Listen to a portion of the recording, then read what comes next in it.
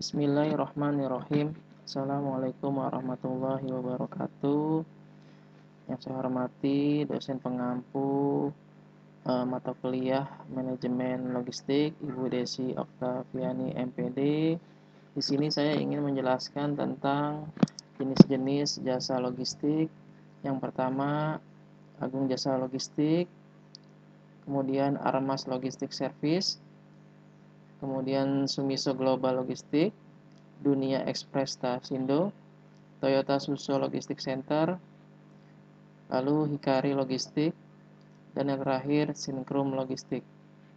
Ini jenis-jenis jasa logistik yang ada di Bekasi dan sekitarnya yang saya ketahui.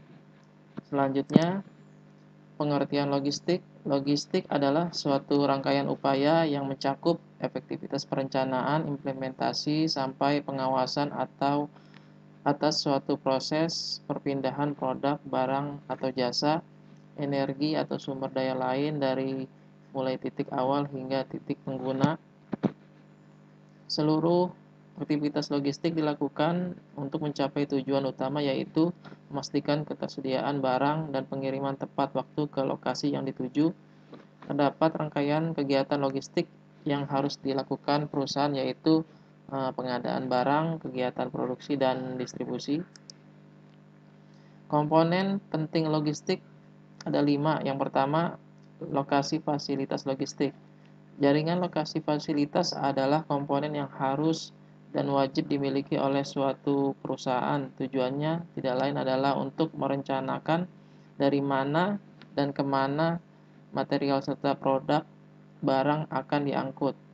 Nah, sebagai bentuk pelayanan yang baik kepada pelanggan yang memiliki hubungan langsung dengan produk, maka perusahaan harus menyediakan fasilitas lain yang mencakup pabrik, gudang, dan toko pengecer. Yang kedua, transportasi.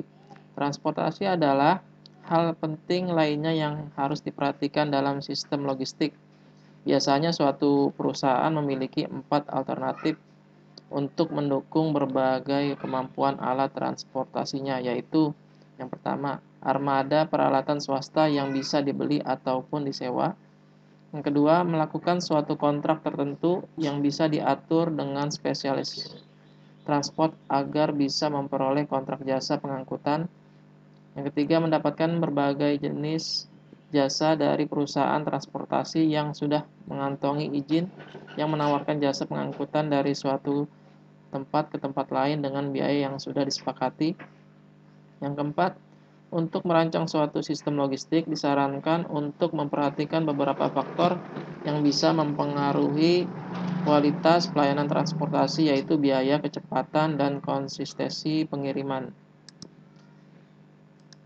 Yang ketiga, manajemen pengadaan persediaan. Manajemen pengadaan persediaan dalam sistem logistik merupakan bagian dari struktur perusahaan yang berperan dalam mengatur tingkat persediaan barang. Pihak perusahaan harus mampu mengelola dan mengatur cara dalam mendapatkan persediaan, proses penyimpanan, hingga persediaan tersebut nantinya bisa dikeluarkan atau dimanfaatkan. Yang keempat, komunikasi.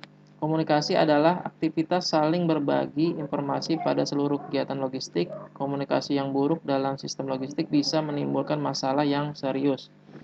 Pertama, penilaian tren dari laju logistik akan menjadi keliru. Jika hal ini terjadi, maka arus logistik akan melahirkan kekurangan persediaan barang atau melahirkan komitmen yang berlebihan antara pihak perusahaan dengan pihak pemasok, pelanggan menengah, hingga pelanggan tahap akhir.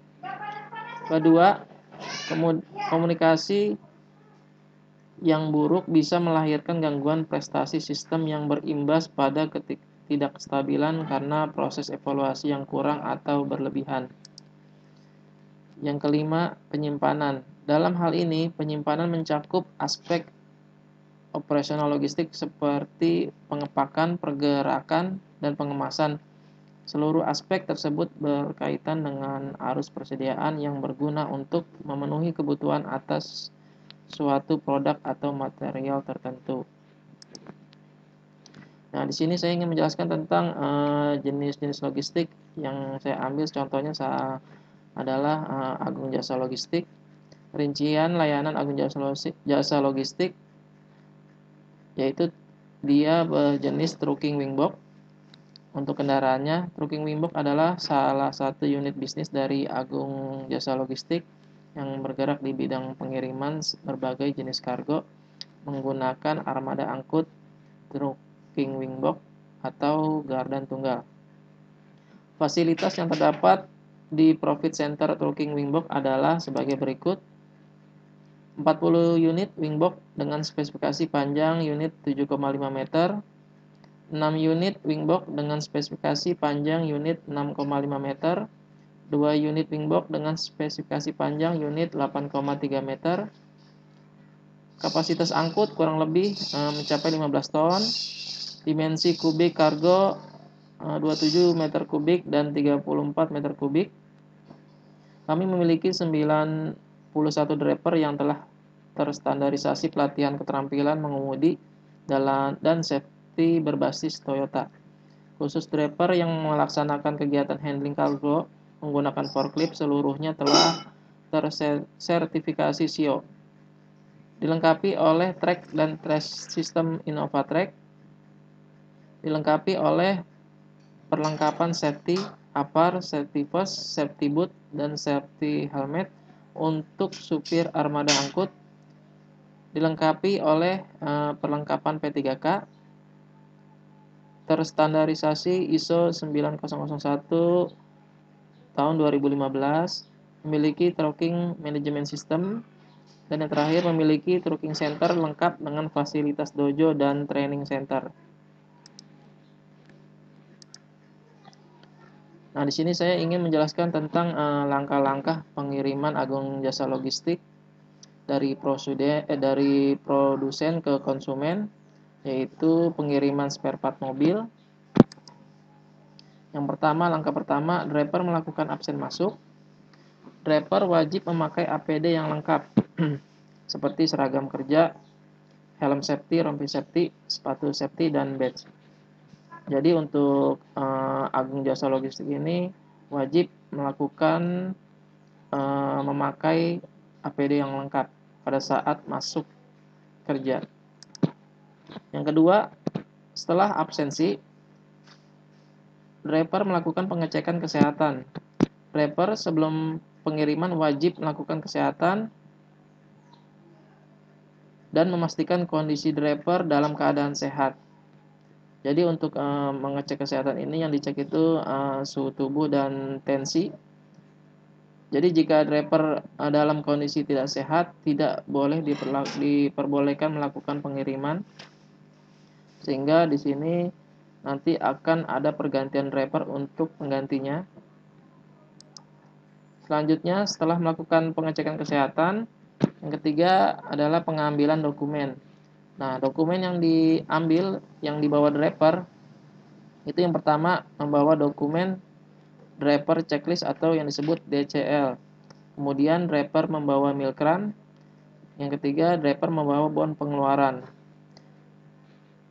Nah, DCL ini salah satu panduan driver pada saat nanti pengambilan barang di produsen. Jadi di DCL ini sudah tertera nama-nama barang, jumlah barang, jadi sehingga untuk acuan si driver untuk mengambil barang di produsen. Kemudian untuk milkran ini fungsinya untuk driver ini untuk mencatat kilometer truk yang digunakan. Jadi dari awal dia berangkat berapa kilometernya, kemudian sampai dengan finish full lagi itu berapa kilometernya nanti dicatat di dalam milkran. Kemudian untuk bon pengeluaran ini fungsinya untuk driver ini sebagai alat operasional driver seperti tol, BBM, parkir liar. Selanjutnya, langkah yang keempat, pengecekan truk sebelum melakukan pengiriman. Jadi pada saat driver sebelum berangkat ini, driver ini wajib melakukan pengecekan truk yang didampingi oleh PIC yang namanya checker. Jadi jika ditemukan truk yang rusak, nah truk ini tidak boleh jalan. Jadi harus masuk ke ruangan workshop untuk dilakukan perbaikan. Selanjutnya, monitoring delivery. Jika truknya sudah oke, kemudian si driver sudah keluar pool. Nah, di sini untuk truk agile ini sudah dipasang GPS. Jadi truk ini diawasi 24 jam oleh tim CCR dari dia keluar pool sampai dengan finish pool. Jadi truk ini selalu diawasi dan kecepatan truk tidak boleh melebihi dari 60 km per jam. Kemudian penarikan data GPS masing-masing truk oleh tim CCR untuk sebagai bukti bahwa delivery sesuai dengan DCL. Selanjutnya yang keenam, pengambilan barang di produsen atau supplier. Ketika si driver sudah sampai di produsen atau supplier, driver mengambil barang sesuai jamnya. Jadi di dalam DCL itu sudah ada jam pick up pengambilan barang. Jadi si driver itu harus mengikuti jam karena di produsen itu sudah bukan driver AJL aja yang mengambil barang. Jadi kita harus mengikuti DCL agar tidak bentrok atau tidak kena antri. Jadi sehingga kita punya jam itu sesuai dengan DCL. Kemudian setelah sampai di produsen sesuai dengan jamnya, driver itu mengambil barang sesuai dengan DCL dan manifest. Nah, jadi untuk acuan si driver ini agar tidak salah atau tidak lebih atau tidak kurang, si driver ini acuannya itu DCL untuk mengambil barang. Selanjutnya yang ketujuh, proses bongkar barang di termin atau konsumen. Nah, ketika si driver sudah sampai di termin, driver melakukan proses bongkar sesuai dock dan layoutnya, sehingga tidak ada barang yang salah naruh atau salah dock. Jadi di sana sudah ada docknya masing-masing sesuai dengan DCL juga. Kemudian driver melakukan scan DCL dan stempel DCL di Kanban room, dan driver melakukan proses muat palet kosong setelah scan DCL. Selanjutnya, yang ke-8, pengecekan truk sudah melakukan pengiriman. Nah, ketika selesai bongkar di termin atau konsumen, nah driver balik lagi ke pool, dan truknya itu wajib masuk lagi ke area checker untuk melakukan pengecekan. Jika ditemukan truk yang rusak atau problem, jadi si truk ini langsung masuk ke area workshop atau maintenance. Setelah driver parkir di area pool Agung Jasa Logistik, driver membuat laporan pengeluaran. Nah, driver ini membuat laporan seperti pengeluaran tol, laporan BBM, laporan parkir liar, dan driver membuat laporan kilometer truk sebagai data untuk diserahkan ke operasional Agung Jasa Logistik. Selanjutnya yang 10, driver melakukan absen pulang. Ketika absen pulang, driver juga wajib memakai APD yang lengkap. Jadi tidak boleh